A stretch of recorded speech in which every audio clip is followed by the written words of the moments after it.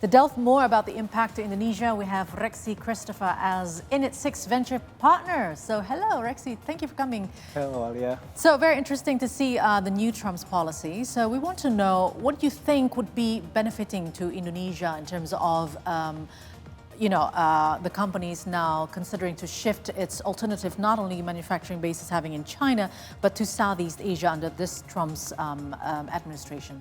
Yeah, I think it's a good opportunity for us, for Indonesian, because I think with Trump's going to be become a president, I think he is quite consistent to protect their domestic industry. Yeah.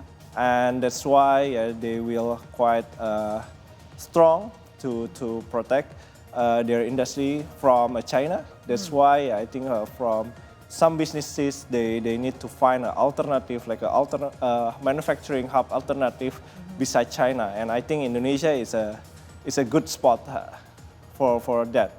Yeah, I mean, we are trying and we try to attract investors in a lot of times as well, but we have been very adamant as well that the manufacturing basis needs to be built here as well as the raw materials as well. Now, if you recall, just very recently, the government banned iPhone 16 in the country.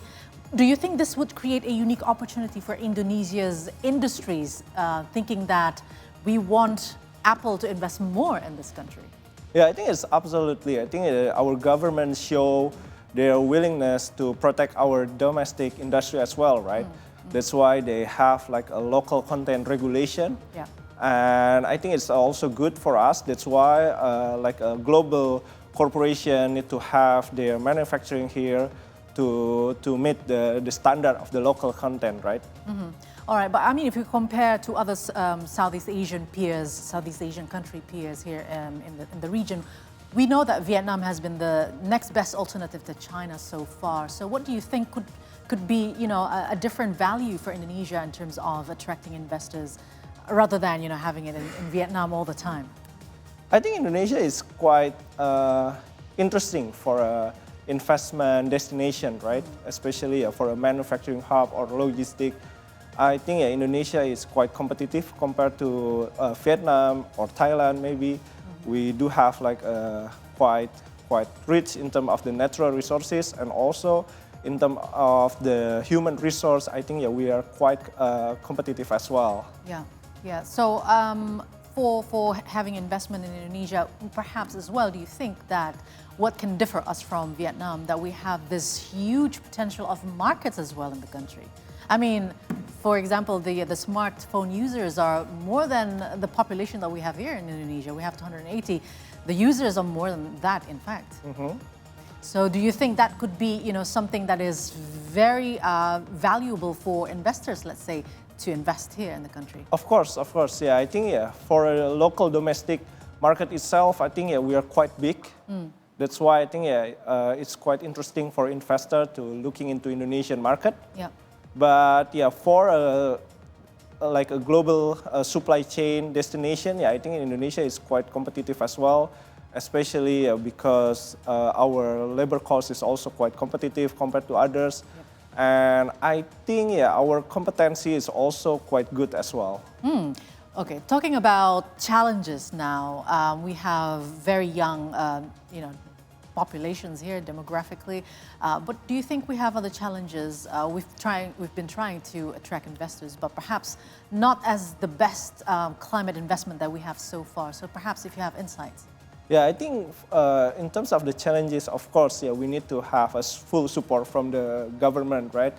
As we know, Indonesia quite well known as a bureaucratic country, right? That's why it's our I think government homework to streamline all the process for a permit and etc. to ease the investment in Indonesia, right?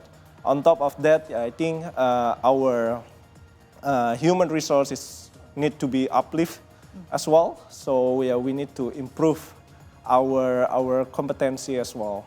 I mean, if we compare again to Vietnam, they also have very developed infrastructures as well. Do you think that could be one of the obstacles as well for Indonesia? I think in terms of the infrastructure, I think government already did a great job. I think they just need to improve, and I believe they can do it.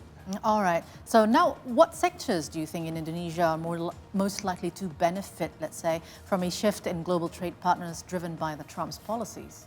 Of course, from the manufacturing sector and also logistics sector, because it's quite related into the global supply chain, right? Especially if the big corporation open up their manufacturing here. So yeah, I think local manufacturing going to be benefited from that, and also local logistic player need to play a more important role on that as well. All right. Now, how does that shift align with Indonesia's aspirations to become the powerhouse of Southeast Asia? And we know that we have a very big, dream of becoming the 2045 fifth biggest economy of the world. Yeah, I think it makes sense because like I said, right, if like a big corporation, like a global corporation coming to Indonesia, meaning that they will create jobs in Indonesia, right? And also employment rates going to be good. And also, the human resources going to be uplift because they can learn from the global corporation, right? Of course, global corporation need to have a good sharing knowledge. That's why we can benefit it from there. Mm-hmm. Maybe just a shot from your view. Do you think this is going to happen soon, or how long will it take for that to happen in Indonesia? I think it's going to be a long game, but I'm quite optimistic for that. Okay, so it's going to happen maybe in 10 years, something like that? Yeah, 5 to 10 years? I think it's a process, right? It's a process, and I think we need to take a baby step for that. But I think we are on the right track. All right. Christoper, Rexi, thank you so much for speaking here, and we'll want to have you again later on in the show. Thank you, Alia, for having me. Yes, and that was our conversation for today's Business Talk. You can stay connected with us on Instagram, X, and YouTube, and our handle is @CTodayNews. We're also available online at ctodaynews.com.